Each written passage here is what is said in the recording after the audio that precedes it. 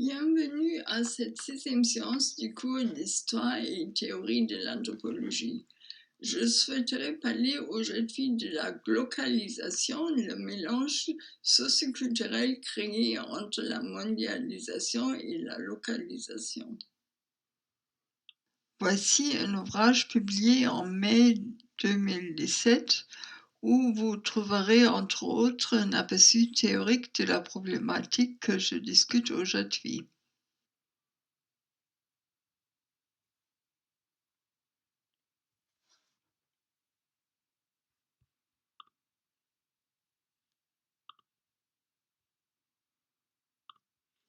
Voici un slogan qui existe depuis quelques décennies: pensez au mondial et agissez sur le plan local. Voici quelques images autour de la culture et de la problématique de la mondialisation. Un couple avec des enfants dansant autour du monde. Voici des publicités pour Coca-Cola et Pepsi-Cola dans un pays de l'Asie de l'Est. Voici un stand vendant des produits largement répandus en Occident dans une ville du sud de l'Inde. Voici quelques scènes de la mondialisation avec des costumes plus ou moins stéréotypés. Voici un centre commercial en Asie et ses publicités ainsi que ses consommateurs. Un enfant devant le monde. Et ici, McDonald's qui vend ses produits sur le plan mondial avec des variétés locales adaptées aux cultures. Par exemple, pas de bœuf en Inde, pas de porc dans le monde arabe, etc. Quelle est l'image du monde aujourd'hui? Si l'on considère les deux côtés du dialogue autour de la question du développement, on a d'un côté des globalistes qui soulignent une économie mondiale ouverte et rationnelle. Les globalistes utilisent les arguments du libre commerce afin d'ouvrir les économies nationales aux investisseurs privilégiés et aux corporations transnationales. Ils proposent des marchés d'argent déréglés qui encouragent la spéculation financière et qui acceptent la fuite des capitaux où les citoyens aisés amènent leur argent dans des régions attractives de l'économie globale. Contrairement à cela, ceux qui soulignent le local commencent avec la position de défense du savoir local et de la vertu des communautés localisées. La recherche autour de l'approche de la participation est un mouvement clé dans lequel des communautés entières deviennent puissantes grâce à la participation active aux connaissances internes, comme par exemple à la redécouverte des interprétations des espèces locaux et de la vie. Les communautés sont des produits historiques et elles doivent accepter l'État-nation où elles vivent et les institutions du marché. Un exemple dramatique et qui a connu du succès en fortifiant le pouvoir au niveau local était la victoire des Aborigènes en Australie qui a mené au succès des gens de Murray Island en 1992. À ce moment, la Cour suprême d'Australie décida, après des années de pression par les Aborigènes, que l'Australie n'a pas été un territoire vide qui n'appartenait à personne avant que les colons anglais venaient en 1788. Le problème avec les deux côtés du dialogue de la globalisation est le fait que l'on parle deux langues différentes. Une qui est économique et l'autre qui est culturelle. Si la partie culturelle gagne, la partie économique perd dans une certaine mesure. À partir de cette perspective, la question du développement possible trouve une réponse dans un localisme cosmopolite. Afin d'être renouvelable, la communauté locale doit situer ses besoins dans un contexte d'histoire mondiale. Cela ne signifie pas seulement de comprendre comment la communauté est entrée dans des processus et des règles globaux, donc par exemple dans le marché institutionnalisé, mais aussi comment les membres peuvent améliorer leur pouvoir à l'intérieur de ce contexte. Et ceci inclut l'assurance que l'augmentation du pouvoir de la communauté signifie que les individus et les minorités à l'intérieur de ces communautés obtiennent plus de pouvoir. Ceci signifie aussi qu'on doit réaliser que d'autres communautés existent qui ont des besoins similaires parce qu'ils sont soumis à des tendances d'une histoire mondiale similaire. C'est un signe de notre temps que ces liens historiques se révèlent et qu'au même moment, la notion de globalisation est dévaluée. Les processus économiques de la mondialisation dont l'étendue et l'intensité deviennent de plus en plus évidents amènent à ce que de plus en plus de localités sont intégrées dans un réseau économique qui traverse les frontières. En même temps, ces processus impliquent à un niveau local une croissance de l'influx des éléments culturels externes. Ceci est valable dans la mesure où le processus de mondialisation économique inclut un flux transfrontalier des biens de consommation, de certaines technologies et dans une certaine mesure d'entreprises, dans le sens de filiales d'entreprises mères par exemple. Au même moment, ce flux transfrontalier de formes culturelles explicites est aussi un flux implicite culturel dans la mesure où il est lié à certaines valeurs, normes et perceptions. Ce flux implicite d'éléments culturels se déduit du fait que, par exemple, des biens de consommation matérielle sont aussi des porteurs de signification. Ils sont associés à certaines fonctions, valeurs ou modes de vie et fonctionnent souvent en tant que porteurs de symboles et d'images. Quelque chose de similaire est valable pour les technologies qui sont transférées au-dessus des frontières ou par des entreprises qui transfèrent une partie donnée d'un processus de production qui est lié à une culture spécifique d'entreprise avec ses normes, ses valeurs et ses représentations. Le processus de mondialisation économique implique le déroulement d'un flux intense d'éléments culturels qui traversent les frontières.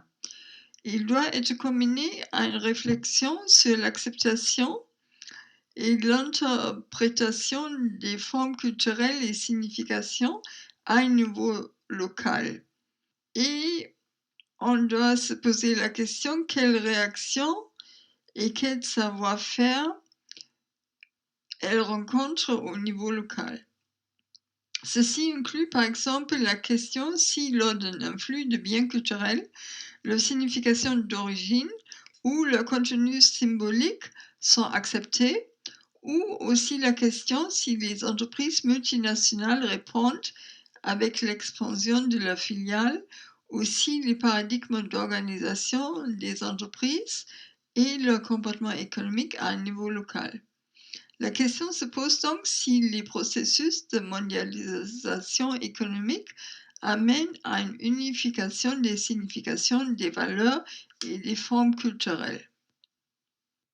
L'anthropologie culturelle étudie le social dans son évolution et en particulier sous l'angle des processus de contact, de diffusion, d'interaction et d'acculturation, c'est-à-dire d'adoption ou d'imposition d'une culture des normes appartenant à une autre culture. Je voudrais vous inviter aujourd'hui à entreprendre avec moi un voyage à l'intérieur de l'anthropologie de la mondialisation. Il me semble qu'il ne s'agit plus aujourd'hui d'ethnographier des sociétés ou des cultures pures, constituées en totalité close et autonome, mais d'étudier le phénomène même de la coexistence, de l'interrelation, de la mixité ou du métissage, de l'homogénéisation corrélative, d'une quête de la différence à tout prix, etc.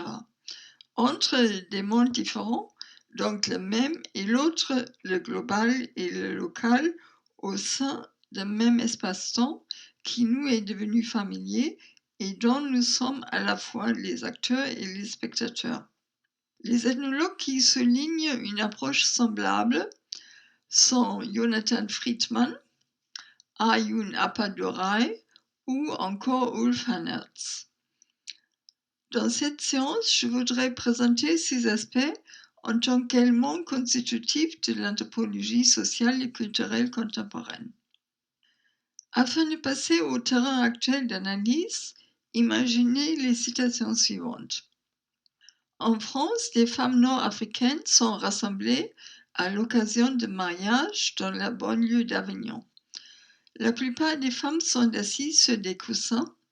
Les femmes plus âgées portent des robes algériennes en polyester. Les femmes plus jeunes portent des mini-jupes. Quelques femmes ont pris l'avion d'Alger pour le mariage, d'autres viennent de Marseille. La deuxième citation se déroule au nord du Nigeria. Une actrice indienne apparaît sur la scène d'un cinéma open air. Des affiches sur les films et les stars indiens décorent les murs des couturiers et des garages, et des paroles d'amour venant des chansons indiennes du cinéma entrent dans les chants des chanteurs religieux qui louent le prophète Mohammed. J'ai commencé avec ces idées pour vous démontrer ce que l'on conçoit actuellement en tant que mondialisation. Cette notion se réfère à l'intensification des relations globales qui suggèrent un monde en mouvement et de mélange, de contact et de situations hybrides, d'interactions culturelles persistantes et d'échanges. Dans ce monde global, les frontières deviennent de plus en plus fragiles, ce qui permet à de plus en plus de personnes d'avoir un contact intense et immédiat avec l'autre. La femme de la banlieue d'Avignon représente le vaste mouvement des populations des bâtiments favorisés du monde vers les centres urbains du monde développé depuis les années 1960. Ce qui signifie que ces groupes vivent en Occident sur le même terrain physique où diverses cultures interagissent. Ou le cas du Nigeria. La popularité du film indien renvoie à l'importance croissante des médias et permet aux spectateurs Hausa de partager la réalité imaginée d'autres cultures. Ces films offrent aux hommes et aux femmes Hausa un monde alternatif qui leur suggère de désirer de nouvelles formes de mode, de beauté, d'amour et de vie romantique. Ces films présentent ainsi une manière d'engagement créatif avec des formes de traditions différentes de leur propre conception, qui n'émanent pas de l'Occident et qui permettent la circulation des médias entre les pays non occidentaux. Notre monde en état d'interconnexion complexe permet au capital de traverser les frontières presque sans effort et de faire entrer de plus en plus de lieux dans un réseau dense d'interconnexion financière. Les gens passent à travers les frontières nationales, certainement ni sans contrainte ni sans difficulté, en faisant entrer de nombreux territoires dans des espaces où de nombreuses cultures convergent, se confrontent et se combattent mutuellement. On transplante les biens d'une localité à l'autre, des biens qui deviennent ainsi les médiateurs dans la rencontre de différentes cultures venant de différents endroits. Les idéologies circulent rapidement à l'intérieur des circuits qui s'agrandissent et qui fournissent la base à des conflits basés sur les notions d'authenticité et d'influence étrangère.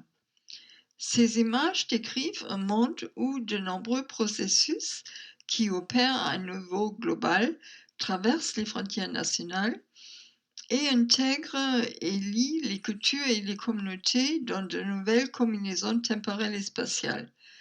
Cette diminution de notre sens du temps et de l'espace fait que le monde nous semble plus petit et les distances moins grandes. Néanmoins, les populations vivent ce monde global différemment. La mondialisation est un processus inégalitaire.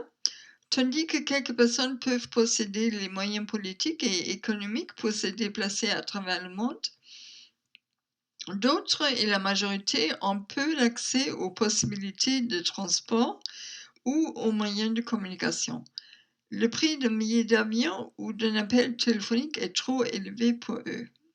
Ceci signifie que malgré la création du monde global, il y a beaucoup de personnes et de territoires qui sont marginaux à cette expérience ou en sont exclus. Voici quelques questions de réflexion autour de vos propres pratiques. Essayez d'y répondre en ne cliquant sur les boutons avec les solutions qu'une fois vous aurez trouvé une réponse qui vous satisfait. La migration transnationale et son influence sur nos sociétés. La migration transnationale est une des caractéristiques de la mondialisation. Les flux les plus importants ont lieu entre les différentes parties des Suds. Les sociétés actuelles deviennent ainsi de plus en plus multiculturelles. La société des réseaux et son importance dans votre vie quotidienne. Il s'agit de parler de vos pratiques personnelles avec les réseaux, Internet et vos liens dépassant les frontières nationales. Utilisation de WhatsApp, Twitter, Facebook et leur rôle dans votre vie. Réponse en fonction de vos pratiques. Qui est votre ami ou votre proche? Est-ce que c'est celui que je rencontre sur Facebook, mon ami de l'université, mon voisin? L'anthropologie, comme je l'entends, s'intéresse aux articulations du global et du local, c'est-à-dire elle pose la question comment, à côté des processus globalisants, existent les sociétés particulières avec leur culture historique et leur manière de vivre. Cette anthropologie sociale et culturelle s'occupe de la nature localisée et conjecturale de la mondialisation. Elle ne se préoccupe pas seulement du traçage des formes que les mouvements des capitaux, des gens, des biens, des images et des idéologies prennent qui traversent le globe, mais également de retracer les expériences des gens qui vivent dans des localités particulières lorsque de plus en plus d'aspects de leur vie de tous les jours dépendent des processus sociaux liés aux dimensions globales. L'anthropologie offre quelque chose qui manque à d'autres disciplines. Elle s'occupe du vécu social local, bref, comment les sujets vivent les processus de mondialisation. Un des aspects fondamentaux de la mondialisation est que le développement des moyens de transport et de communication sur un plan mondial implique une accélération des mouvements des capitaux, des gens, des biens, des images et des idées à travers le monde, ce qui révèle l'accroissement général de la vitesse des interactions et des processus globaux. Deuxièmement, la globalisation suggère une intensification des liens et des modes d'interaction et des mouvements qui connectent le monde, ce qui signifie que les liens traversant les frontières ne sont pas sporadiques ou hasardeux, mais dans une certaine manière régulière. Troisièmement, la mondialisation signifie un élargissement des pratiques sociales, culturelles, politiques et économiques dépassant les frontières afin de rendre possible une action à distance. C'est ainsi que les événements, les décisions et les pratiques d'une région du globe peuvent avoir des conséquences sur les communautés et les cultures vivant dans des territoires éloignés du globe. Et finalement, le résultat de cette dispersion, de cette intensification, de cet élargissement implique un mélange accru du mondial et du local, et ceci d'une telle manière que même pour la vie locale, le monde phénoménal devient pour ainsi dire global. Étant donné que les événements distants ont un impact sur l'espace local et que les développements locaux ont des répercussions globales. De plus en plus des parties du monde sont ainsi incluses dans un réseau d'interconnexion, de cultures intégrées et élargies, et de communautés liées à travers le temps et l'espace, tout en diminuant nos horizons spatiaux et temporels.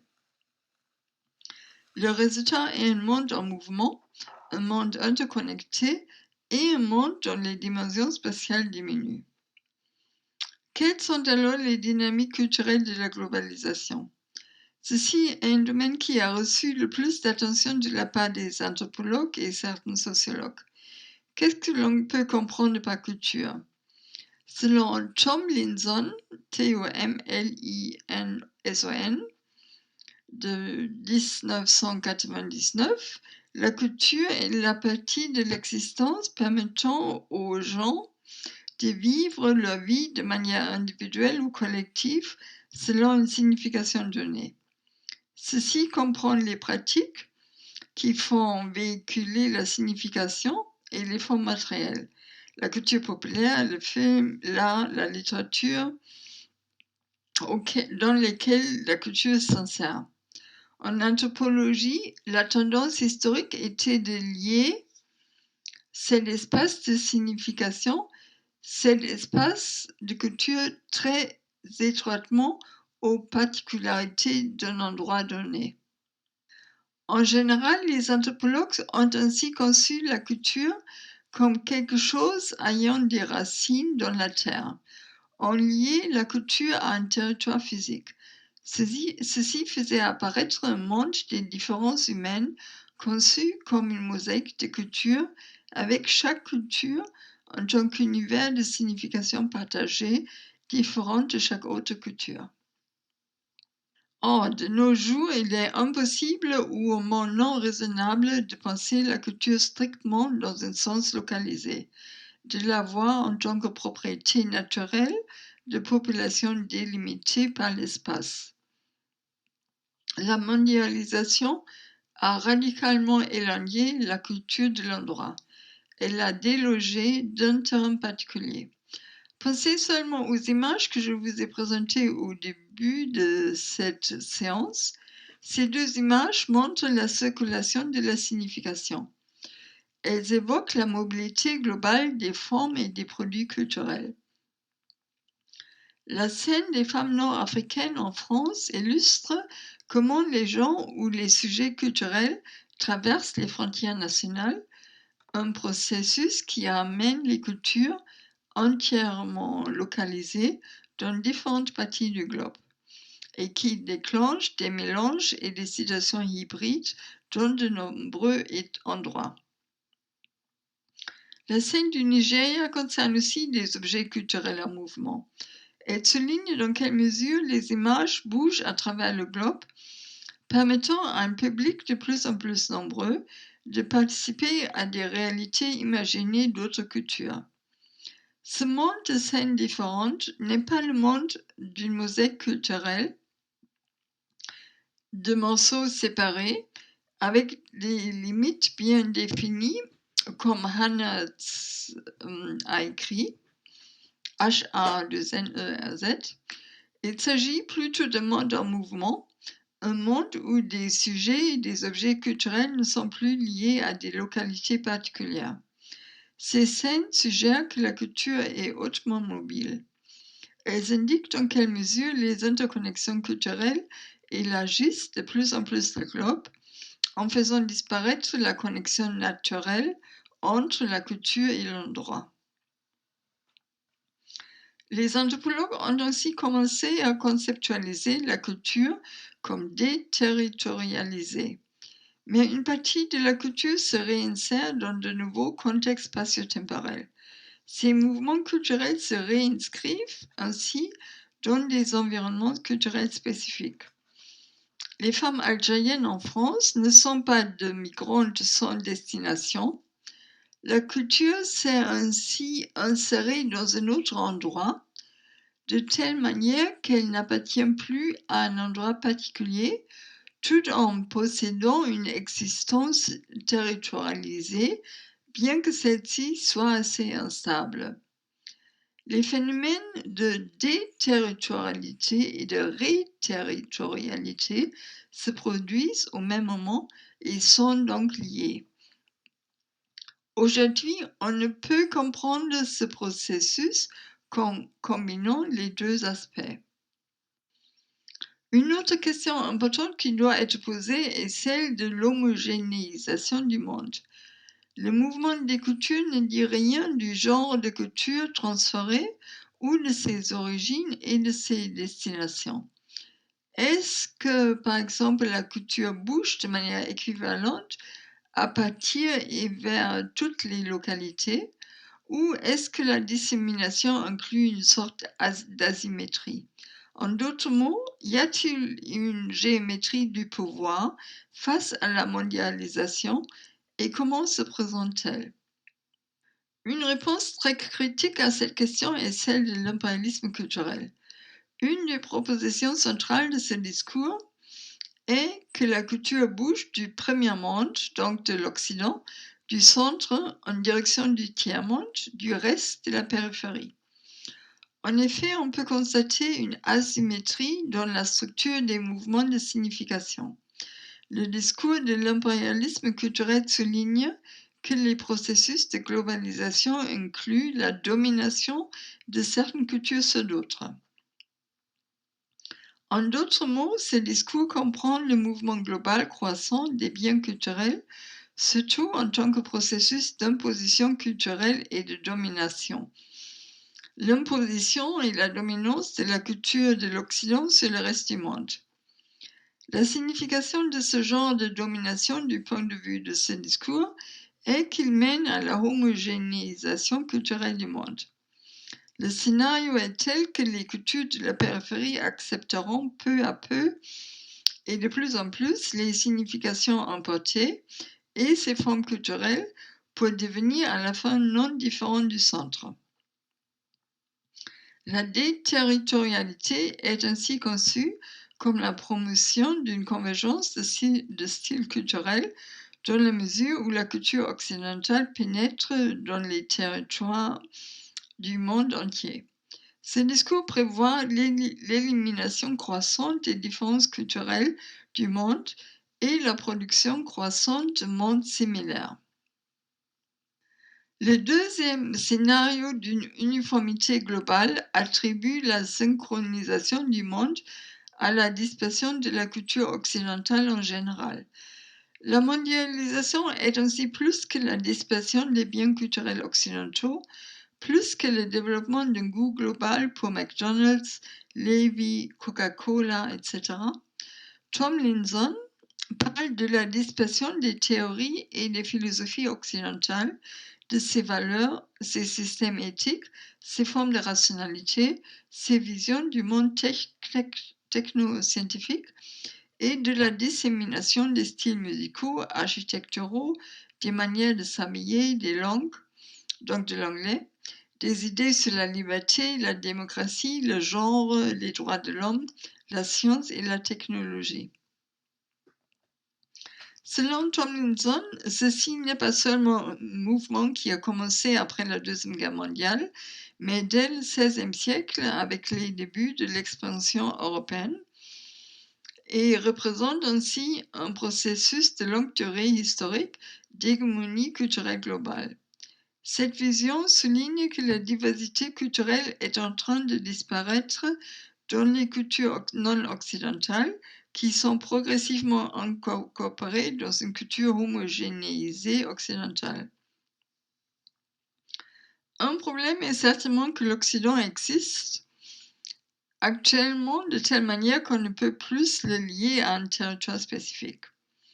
L'Occident décrit plus que l'Europe, notamment un genre de formation culturelle mondiale, un genre d'unité planétaire caractérisé par une standardisation des styles de vie qui concerne une certaine partie des populations, au moins la plupart du temps l'élite cosmopolite qui a accepté un genre de style de vie cosmopolite. Il me semble que ce scénario n'est pas tout à fait aberrant. Les signes d'une uniformité globale existent sur certains niveaux. Prenez les vêtements ou la nourriture, par exemple. Il y a certaines marques comme Coca-Cola ou McDonald's qui sont répandues partout au monde. Ou prenez les films CNN, Dallas, Titanic et leurs stars Leonardo DiCaprio, Sylvester Stallone. Ils ont une visibilité extraordinaire sur un plan mondial. Ou prenez des idées comme la liberté et la démocratie, qui sont des exemples démontrant une certaine uniformité culturelle, une occidentalisation que l'on peut difficilement nier. Voici encore quelques questions. Essayez d'y répondre et si vous en ressentez le besoin, revenez au cours. Cliquez sur les boutons avec les solutions seulement une fois avoir trouvé votre propre réponse. Qu'est-ce que c'est la mondialisation? La mondialisation se caractérise par des flux dépassant les frontières nationales et créant des réseaux mondiaux par l'Internet, les satellites, les entreprises mères et les filiales, les chaînes de production transnationales, etc. Qu'est-ce que c'est la localisation? Il s'agit d'une action qui se déroule à un endroit spécifique. Cette action peut être importée d'ailleurs. Dans quelle mesure êtes-vous touché dans votre vie quotidienne par le mondial, le local, le glocal? Avez-vous des amis à l'autre bout du monde? Passez-vous les vacances ou une partie de vos études à l'étranger? Avez-vous des amis d'ailleurs? Etc. Distinguez-vous ces niveaux? Donnez votre réponse à partir de votre situation actuelle.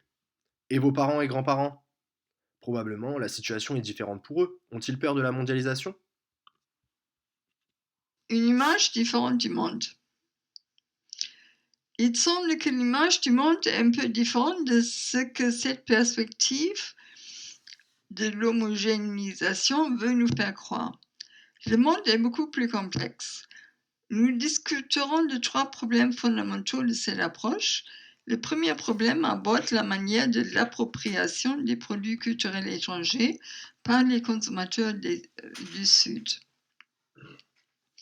Les spectateurs du Sud ne consomment pas les programmes de télévision qui sont transmis un peu partout au monde en tant que consommateurs passifs des biens culturels importés. Le modèle de l'effet culturel direct de ces films est trop simple. Le processus de lecture des produits culturels est assez complexe et exige la participation active du spectateur dans la création du sens. Les spectateurs du Sud n'absorbent pas simplement les idéologies, les valeurs et les styles de vie du Nord. Plutôt, ils font porter leur propre conception culturelle sur un tel texte en l'interprétant en fonction de leur modèle culturel. Ils interprètent les valeurs inconnues, ils les traduisent et se les approprient selon les conditions locales de réception. Un exemple classique étudié par Liebes et Katz, Liebes L-I-E-B-E-S et Katz K-A-T-Z, est l'appropriation de la série américaine Dells en Israël, aux États-Unis et au Japon. Le résultat fondamental de cette recherche était que les spectateurs attribuent des significations différentes au programme, et ceci en fonction de leur culture d'origine.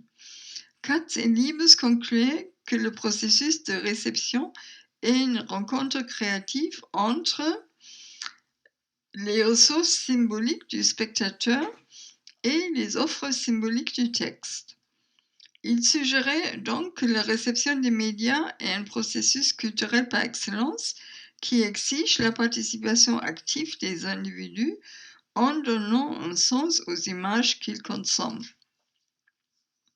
Ceci implique que l'argument de l'homogénéisation du monde perd une partie de sa force. La seule manière de démontrer réellement que le monde est en train de devenir plus homogène est de ne démontrer pas seulement la présence omniprésente des formes culturelles de l'Occident, mais aussi le fait que la consommation de ces biens transforme profondément la manière de donner sens à la vie des acteurs. Ici se révèle un terrain d'analyse et de recherche très vaste.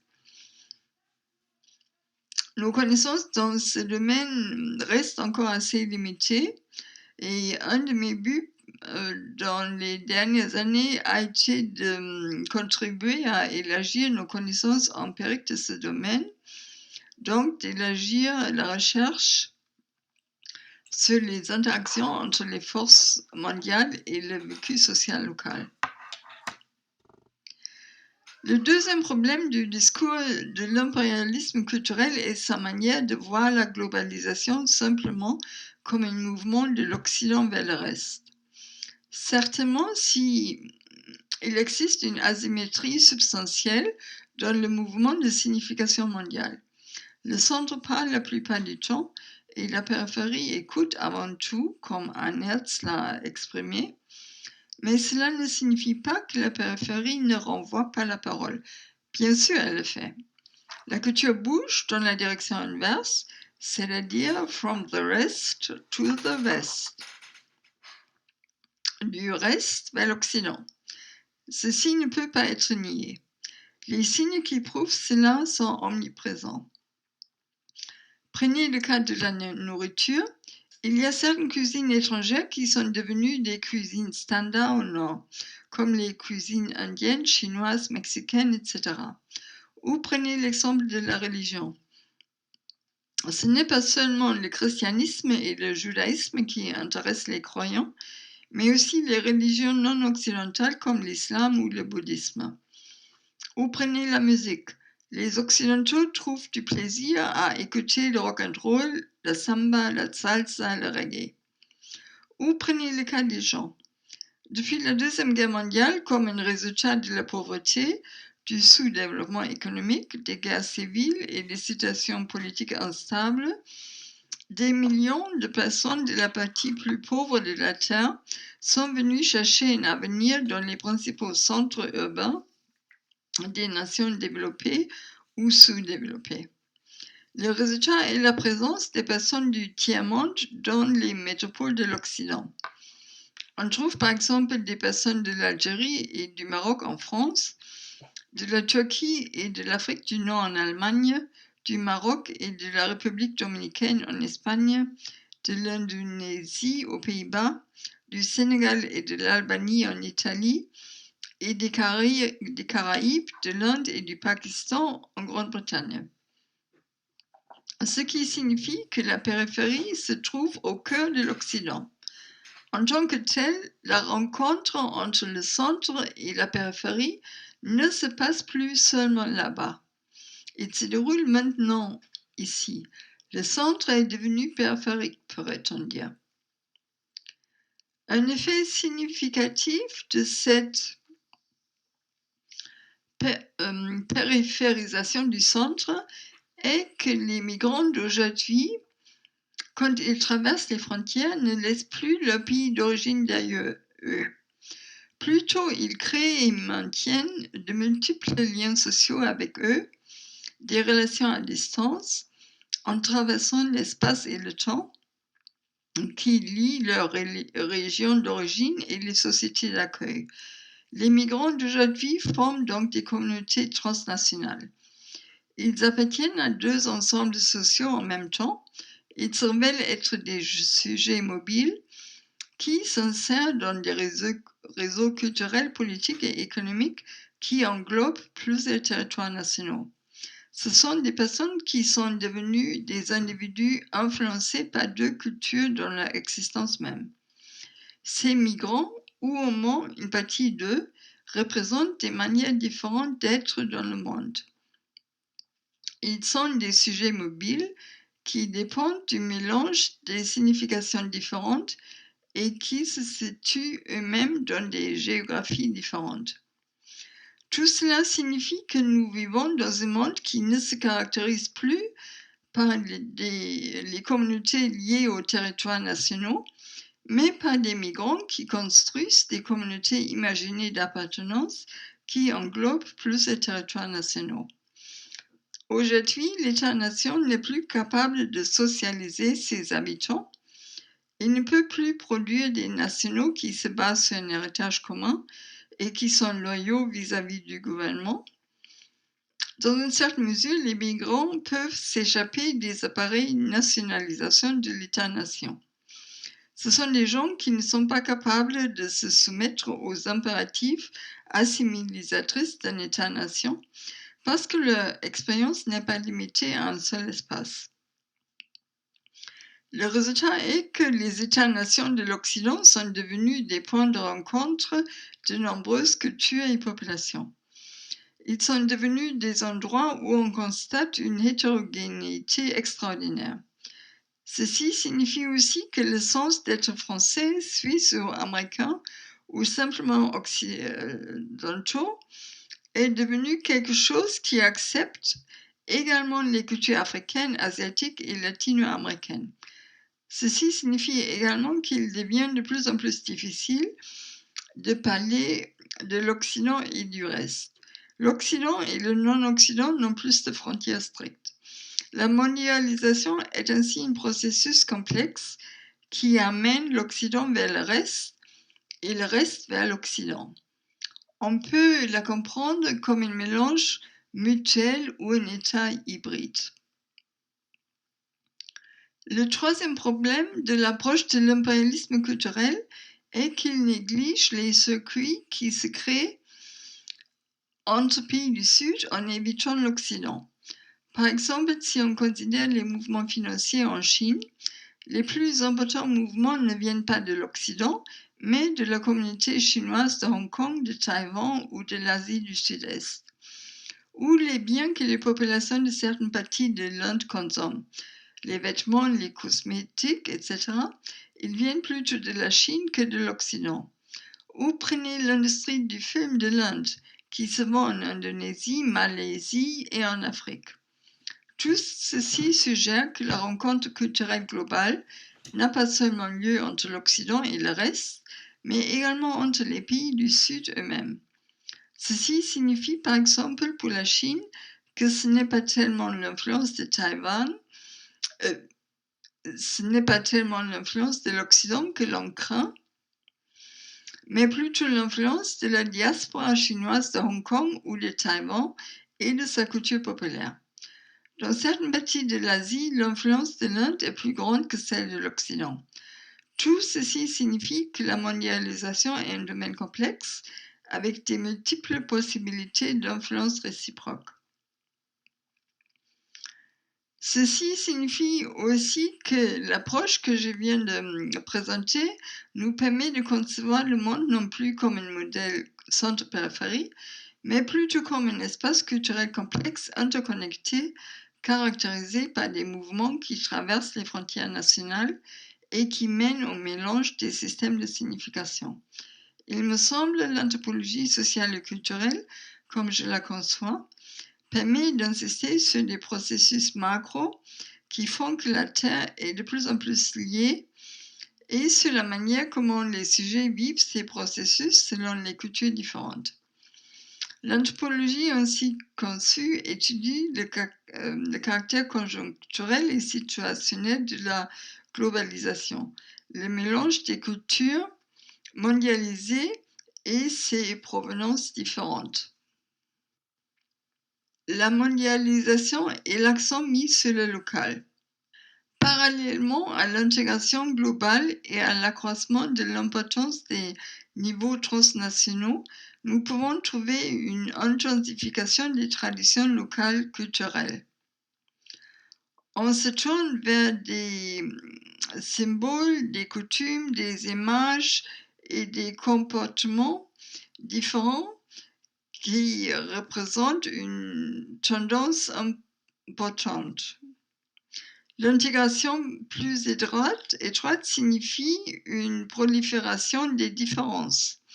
Ces processus peuvent être trouvés dans de nombreux champs sociaux, dans l'économie, la politique, les mouvements environnementaux, les valeurs culturelles, etc. Ils peuvent être une expression de la revitalisation ou de la réinvention des identités culturelles locales. Différents facteurs expliquent l'apparition de ces tendances. Les groupes locaux peuvent interpréter les liens mondiaux et leur influence sur les éléments locaux en tant qu'attaque qui déclenchent des peurs indistinctes face à la propre culture. La rapidité et l'extension des changements globaux, la complexité des systèmes globaux peuvent de plus contribuer à fortifier le désir de stabilité et de continuité. Des références aux communautés locales et aux valeurs locales, une revitalisation des cultures traditionnelles et une action sur l'identité culturelle locale peuvent permettre un sentiment de stabilité et de confiance face au processus de mondialisation. À partir de cette perspective, l'accent mis sur sa propre culture n'est pas orienté contre une autre culture réelle, même si les groupes qui sont concernés soulignent souvent cet aspect, mais contre les effets craints des processus de mondialisation. Au même moment, l'accent sur les cultures locales peut signifier une opposition à des processus de mondialisation qui ont leur origine dans les pays occidentaux.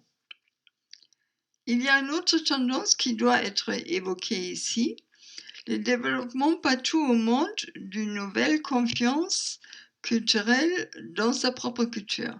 Cette confiance s'accroît à cause de la dispersion globale des idées et des valeurs et de la reconnaissance globale du droit à la propre culture et à la propre détermination culturelle qui accompagne ces processus. Comme les champs des idées d'Appadurai montrent, une dispersion globale des idées et des valeurs fait partie des processus actuels de mondialisation. Le fait que de plus en plus de groupes considèrent leur culture et leur style de vie en tant que droit politique fait qu'ils mettent l'accent sur leur propre culture. Aujourd'hui, grâce aux mass médias et aux mouvements migratoires, les différences culturelles mondiales sont donc plus facilement établies et décelées. Nous pouvons donc dire que beaucoup d'éléments culturels qui pénètrent les cultures sont transformés pendant ce processus d'intégration et d'insertion dans de nouveaux environnements locaux. On les interprète par rapport à des cultures locales et des expériences des populations locales. On se les approprie grâce à des exigences locales qui les remplissent des contenus et fonctions correspondantes. Mais les processus d'appropriation et de transformation locale des éléments culturels importés permettent l'émergence de quelque chose de nouvel et d'unique, dû au mélange des éléments culturels locaux et importés. La confrontation locale des éléments différents culturels signifie la création de nouvelles formes culturelles, de nouveaux styles de vie, de nouvelles représentations. Selon une perspective globale, ceci signifie une diversité culturelle globale, mais une diversité qui résulte des liens actuels mondiaux, de l'appropriation culturelle des éléments externes par les populations locales et du mélange créatif des éléments mondiaux avec des significations locales et des formes culturelles. Le mouvement global culturel n'est certainement pas une rue à sens unique, mais pourra être interprété en tant que Global Intercultural Interplay, comme Neda Wien Peters le décrit. Les pays du Sud exportent par exemple leur musique, leur littérature, leur spiritualité et leur méthode de guérison aux pays du Nord. Ces tendances ne sont pas nouvelles, mais dues au processus de globalisation, leur importance s'accroît. Les migrants et les médias, les touristes et les chercheurs cherchent de manière permanente les innovations dans d'autres cultures et s'intéressent aux cultures exotiques et authentiques. Voici encore quelques questions. Essayez d'y répondre, éventuellement en revenant au cours, et appuyez seulement sur les boutons avec les solutions une fois trouvé votre propre réponse. Quelle est l'image de la diversité du monde? Mode, style, culinaire, musique? Le monde n'est plus une mosaïque de styles, mais un jeu interculturel hybride. Quelle est l'image de l'homogénéisation du monde? McDonald's, Lévi-Strauss, Coca-Cola, DiCaprio, Hollywood? L'industrie de la mode et de la gastronomie adaptent leur marketing et leurs produits aux cultures dominantes au sud. Ainsi, le hamburger de McDonald's n'utilisera pas le bœuf en Inde et H&M couvrira les épaules des mannequins dans les pays arabes. Quel est votre style breton local? Réfléchissez sur votre appartenance s'il vous plaît. Est-ce possible dans notre monde interconnecté? La fierté d'être breton se discute peut-être dans vos réseaux ou en fonction de vos contacts.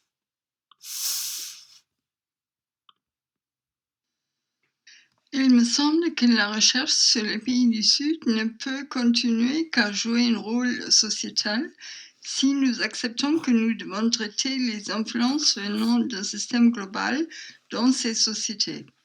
Il y a encore quelques années que les ethnologues manifestaient un déni silencieux des études qui s'intéressaient aux systèmes mondiaux. Actuellement, ces ethnologues commencent à devenir une minorité avec des étudiants plus jeunes et des chercheurs qui n'acceptent plus d'être restreints à des sujets de recherche qu'ils considèrent comme appartenant au passé. Des notions comme endogène et exogène qui ont décrit des efforts de recherche il y a quelques années sont de plus en plus remplacées par des notions comme global et local qui sont plus adaptées aux situations actuelles. Il existe pourtant une tendance à reconnaître le problème de l'incongruité entre les processus de mondialisation et de localisation. Le principe de l'unité dans la diversité que nous pouvons trouver dans le discours des ethnologues ne spécifie pas s'il concerne des éléments particuliers du système ou s'il est entendu en tant qu'intégration de quelques systèmes culturels dans une unité plus grande. Il semble que la déclaration des valeurs que nous devons préserver la diversité agit comme un substitut à l'analyse des changements actuels, comme je le signale. On peut donner un exemple similaire. Le droit d'être différent se dirige vers les forces globales, tandis que le droit de souligner l'unité se dirige vers le vécu social local. La globalisation est atteinte par la domination d'un système donné aux dépens d'autres ou par l'acceptation commune des standards globaux. La localisation distinctive est atteinte par la préservation en tant qu'élément de folklore, par un élément globalement partagé ou par la reconstruction d'un environnement particulier. Les études de cas ont montré que l'on ne peut promouvoir la mondialisation sans la différenciation des communautés locales. La mondialisation peut ne pas fournir des mécanismes protégeant à longue durée les identités localisées, sans plus ou moins de changement des mouvements économiques, politiques, sociaux et culturels globaux. Sur la longue durée, les forces globales peuvent induire des transformations de grande envergure dans le vécu social local. Dans le court terme, des mécanismes de protection peuvent contribuer à la survie de plusieurs aspects du vécu social local. De cette manière, il devient évident qu'une notion comme localisation est nécessaire qui met l'accent sur le mélange entre les forces globales et le vécu social local. Il me semble que dans les années à venir, nos recherches devraient continuer à accentuer ce mélange des cultures globalisées et étudier en détail ces provenances différentes. Cet élargissement de la portée des études de modernisation et de développement, et en particulier les théories de la mondialisation, est apparu dans les 2 dernières décennies du XXe siècle. La mondialisation signifie en effet une intensification des processus mondiaux et des structures mondiales. La connectivité, la diversité, les thèmes abordés en ce qui concerne les irrégularités multiples des théories des modernités et des théories des systèmes mondes ont été incorporés dans les théories de la mondialisation. Au moins 4 approches des théories de la mondialisation façonnent la discussion des transformations sociales dans la première décennie du XXIe siècle. La mondialisation est considérée comme un processus transhistorique par Robertson, comme une modernisation globale par Giddens, comme un discours critique de la mondialisation néolibérale par Stiglitz, et une approche de la globalisation que je défends, et Robertson également. Selon la définition d'un dictionnaire, le terme local et le substantif localisation sont formés par télescopage entre le global et le local pour faire un mélange. Le terme a été calqué sur le mot japonais doshakuka, DOCHAKUKA, qui signifie à l'origine l'adaptation des techniques agricoles aux conditions locales particulières à chacun. Dans le monde des affaires, l'idée a été adoptée pour désigner la localisation mondiale. Le mot ainsi que l'idée sont venus du Japon. Selon WordSpy, localisation signifie, je cite, la création de produits ou de services destinés au marché mondial, mais qui sont adaptés aux cultures locales. Fin de citation. Bien que la localisation est un terme qui est devenu très fréquent depuis la fin des années 1980, il y avait plusieurs termes connexes que les sociologues ont utilisés et continuent d'utiliser. Un tel mot proche qui a été en usage dans les sciences sociales et les disciplines connexes depuis un certain temps est l'indigénisation. Certains sociologues ont affirmé que les sciences sociales comme la sociologie ou la science politique, même la psychologie, étaient des produits d'expériences sociales occidentales. Par conséquent, lorsque ces champs d'investigation ont été transportés et transplantés dans des contextes non européens ou non occidentaux, comme l'Amérique latine, l'Asie ou l'Afrique, il y avait un besoin d'indigénisation de ces sujets. L'idée d'indigénisation a créé toute une controverse parmi les spécialistes des sciences sociales, car elle soulève des questions fondamentales quant à l'applicabilité des idées et des concepts scientifiques. Cependant, je suggère que l'indigénisation peut être considérée comme similaire à la localisation. Dans les deux concepts, il s'agit d'une nouveauté sur une localité originale ou authentique ou d'un système indigène. Une des conséquences de la mondialisation est qu'elle ouvre des doutes quant à l'originalité et l'authenticité des cultures.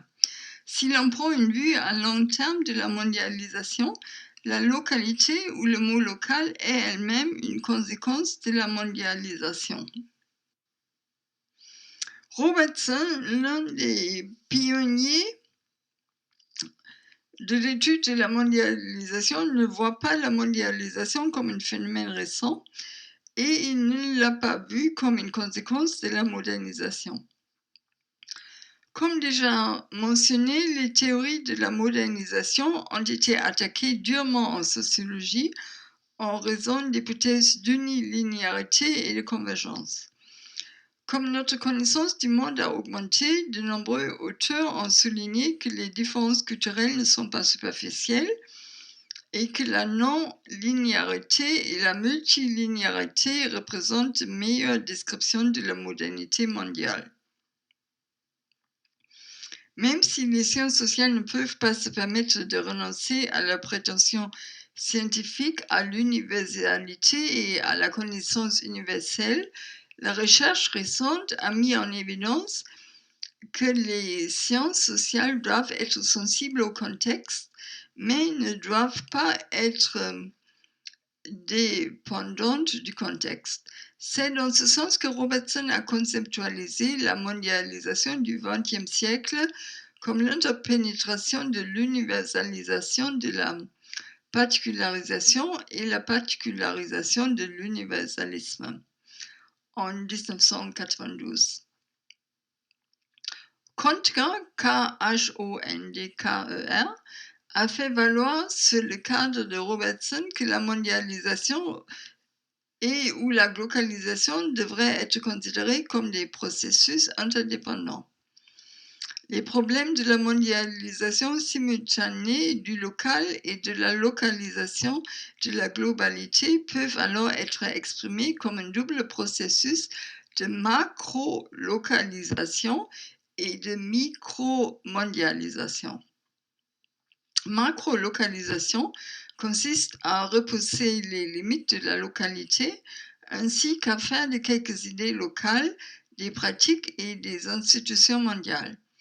La montée des mouvements revivalistes religieux ou ethniques à travers le monde peut être considérée comme des exemples de macro-localisation. Micromondialisation implique d'incorporer certains processus mondiaux dans le contexte local. Considérons par exemple les mouvements sociaux tels que les mouvements féministes et les mouvements écologiques ou le fait d'envisager de nouvelles techniques de production ou de stratégies de marketing qui émergent dans certains contextes locaux. Sur une période donnée, ces pratiques s'étendent au-delà de cette localité en une arène spatiale et historique plus large.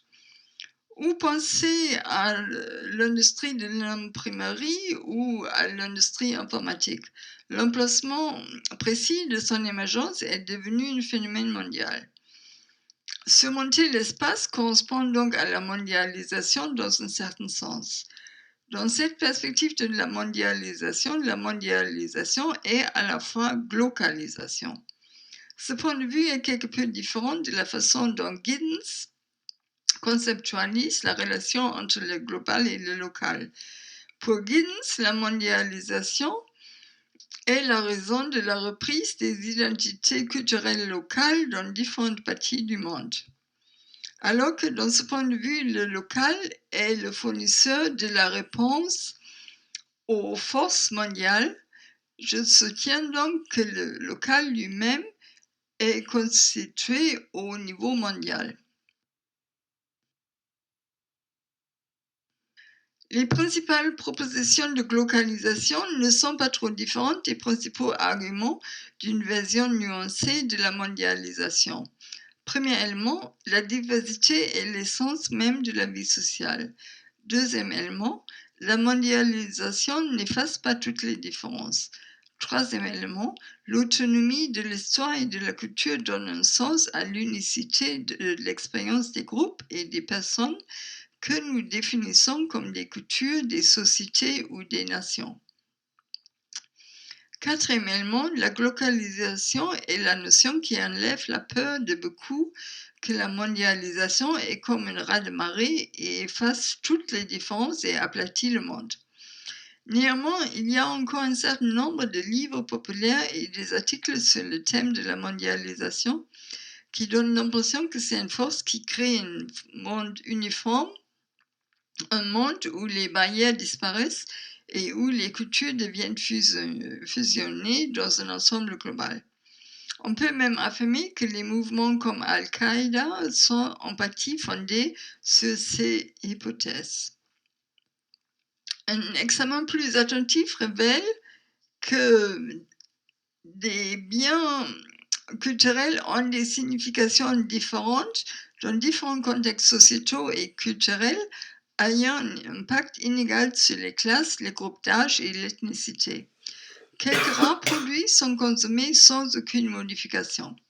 La plupart sont modifiés et indigénisés pour s'adapter aux contextes locaux. Il existe pourtant des situations exceptionnelles où les intentions sont complètement inversées. Par exemple, McDonald's adapte sa nourriture à des habitudes alimentaires locales telles que de l'Inde ou de la Chine.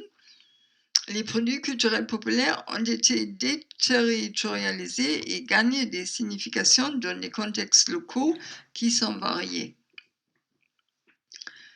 Dans le passé, de nombreux auteurs ont jugé nécessaire de distinguer la modernisation de l'occidentalisation. La modernisation a été considérée comme un ensemble de pratiques culturelles et les caractéristiques sociales institutionnelles qui, historiquement, ont évolué en Europe et en Amérique du Nord, communément appelée l'Occident. La nécessité de séparer l'occidentalisation de la modernisation a été motivée par le nationalisme plus que par des raisons intellectuelles pures, parce que, historiquement parlant, la plupart des traits culturels modernes ont commencé à l'Ouest, un fait historique qui peut difficilement s'accommoder à une culture politique nationaliste. Les savants occidentaux du XIXe siècle étaient également coupables de prétentions exagérées de la supériorité occidentale. Cependant, Max Weber, sociologue allemand, était inexact de prétendre au début du XXe siècle que la rationalité et la science occidentale sont devenues un élément caractéristique universel de la modernité. Ce processus a été pourtant renforcé dans la dernière partie du XXe siècle et à travers l'expansion mondiale des établissements d'enseignement supérieur en Asie, en Afrique et en Amérique latine, basés sur le modèle de l'Université de l'Ouest et sur l'idée de la rationalité. Beaucoup de sociologues indiens ont pris soin de délimiter les différences entre modernisation et occidentalisation. Des discussions similaires existent en ce qui concerne la soi-disant occidentalisation de l'Empire ottoman, la modernisation du Japon depuis la restauration Meiji de 1868 ou la modernisation de la Chine au début du XXe siècle, comme le mouvement du 4 mai 1919. Dans ces processus de modernisation retardés, de nombreuses sociétés ont accepté des idées d'emprunt, des connaissances et de la technologie qui ont été générées dans les premières sociétés modernes en Europe de l'Ouest. Cependant, la géographie de l'Ouest a continué à s'élargir.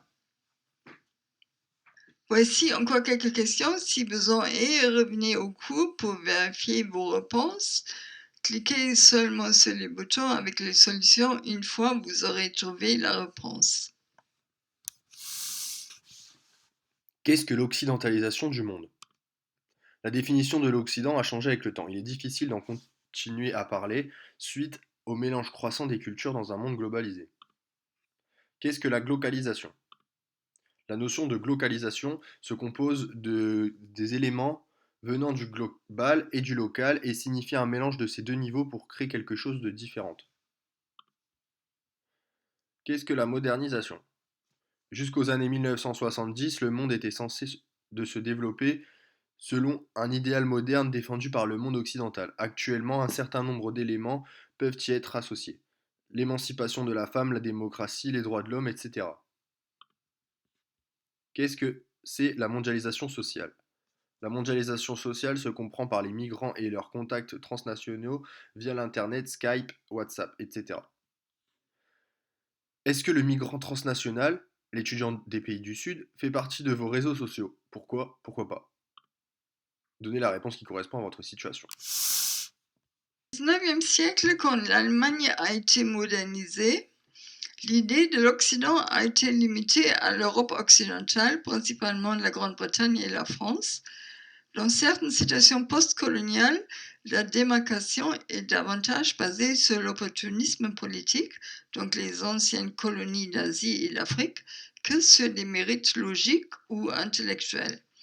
L'éloignement de l'idée de l'occidentalisation dans les dernières décennies peut aussi être comprise comme une réaction à des siècles de domination et d'exploitation des anciennes colonies par les puissances occidentales, principalement européennes.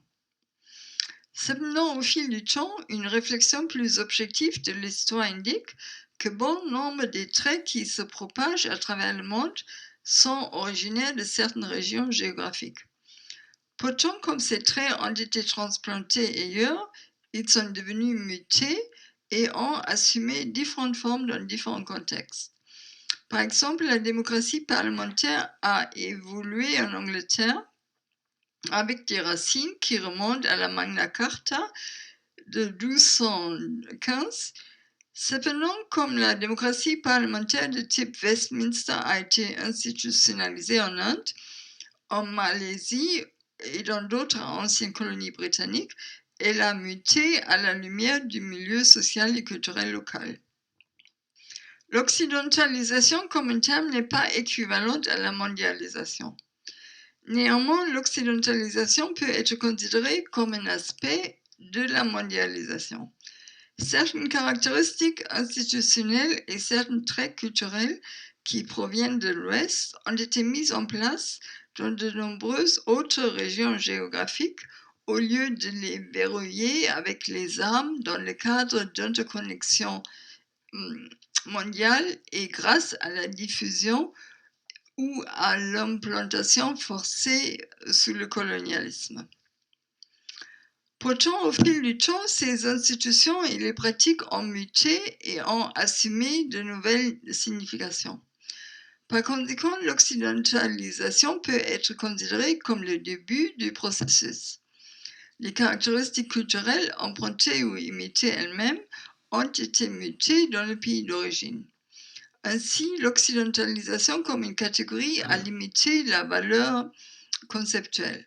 On peut associer certaines formes littéraires, certains genres et des traits culturels comme faisant partie de la zone culturelle que nous appelons vaguement l'Occident, mais celles-ci ne sont que des influences que l'on peut voir dans les styles artistiques, littéraires et architecturaux.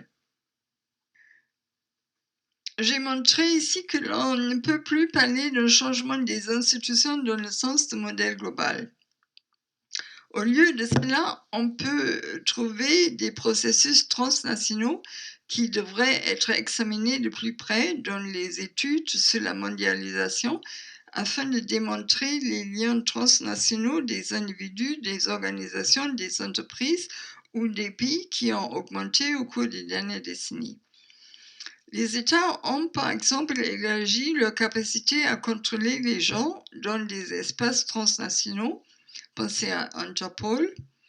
Ils ont soutenu les interactions, les idéologies et les institutions, les hiérarchies de genre, d'ethnicité et de classe au sein de nations ont ainsi augmenté dans tous les États. Ces espaces transnationaux sont composés d'espaces sociaux réels et virtuels qui existent entre les États-nations. Les individus, les groupes et les organisations échangent également au-delà de ces zones.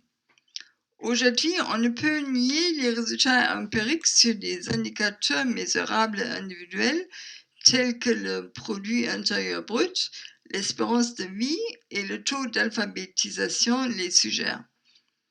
Il y a une convergence qu'on peut constater. Cependant, ces chiffres masquent des institutions et des systèmes similaires mais différents et montrent des différences qualitatives qui ne peuvent être négligées. On peut par exemple faire le point sur les différentes formes de capitalisme en Europe occidentale, au Japon et en Chine, qui indiquent que les facteurs culturels reçoivent leur propre expression spécifique. Par exemple, dans la dimension d'individualisme et de collectivisme ou sous des concepts éthiques.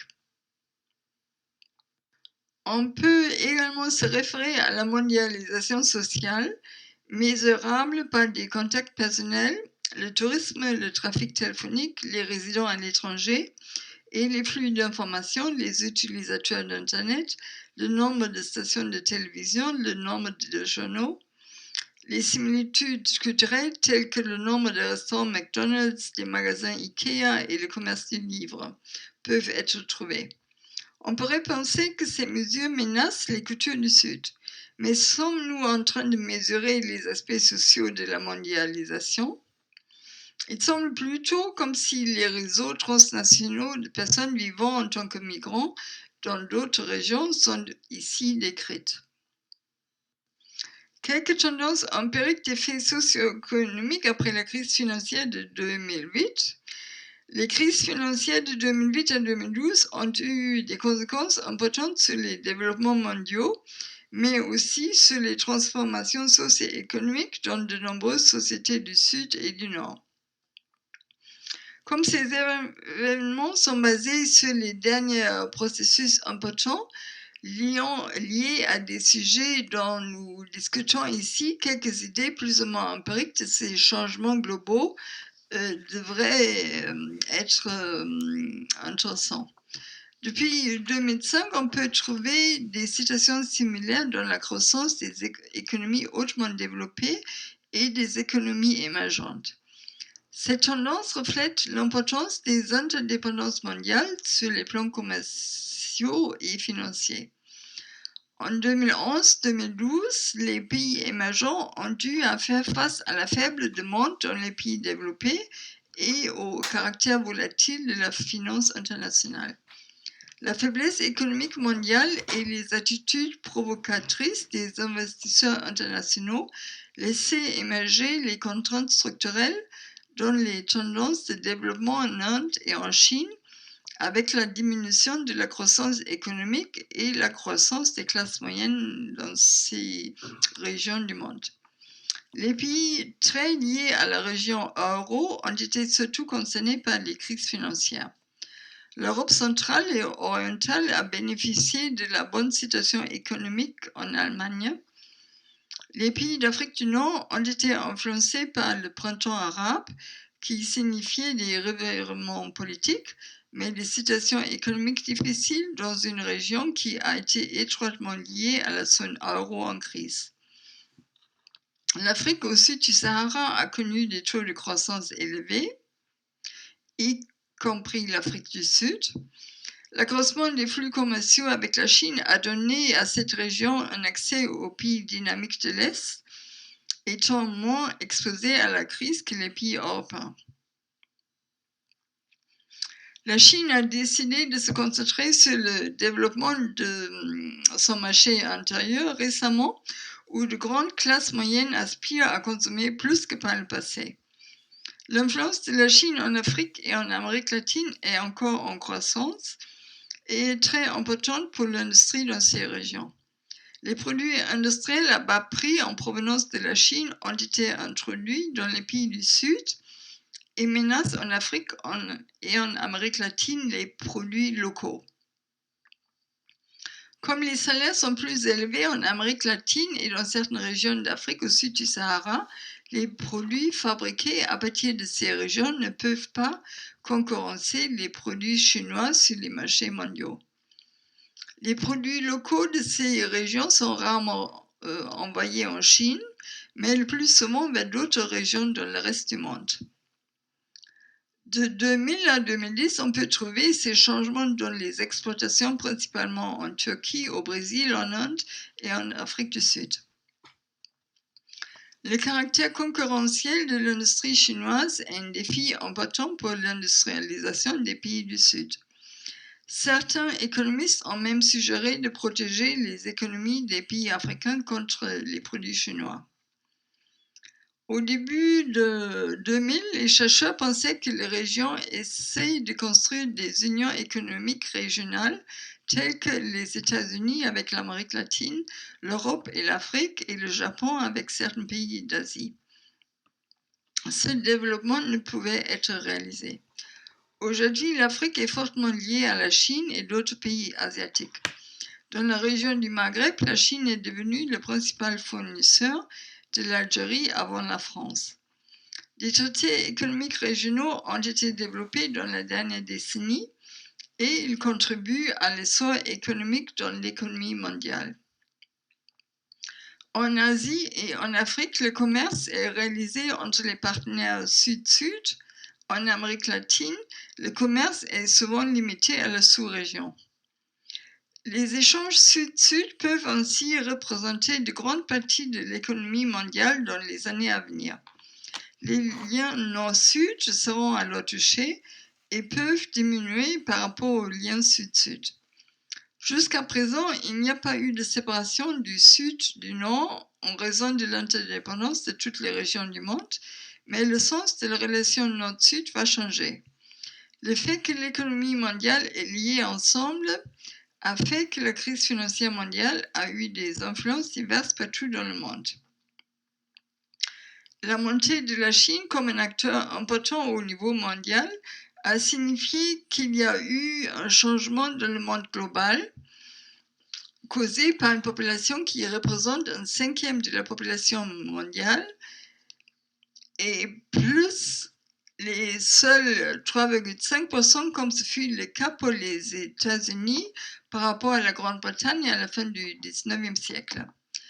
Cependant, la compréhension sociologique du changement est plus orientée aujourd'hui vers une compréhension des tendances macro-historiques de changement social et de ses diverses conséquences, et pas seulement sur la prévision de l'ascension et de la chute des économies spécifiques.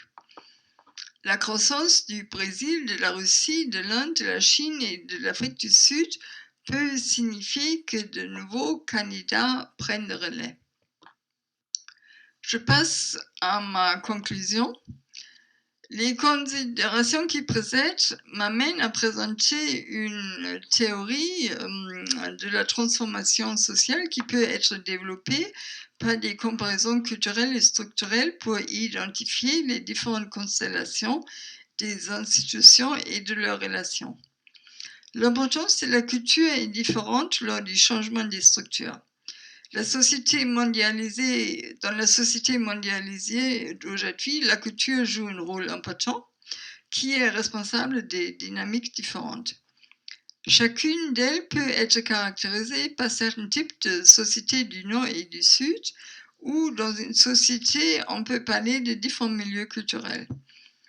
En ce sens, l'approche de la modernité multiple et des différentes civilisations est très importante, mais de portée moindre à cause de son taux de généralité très élevé.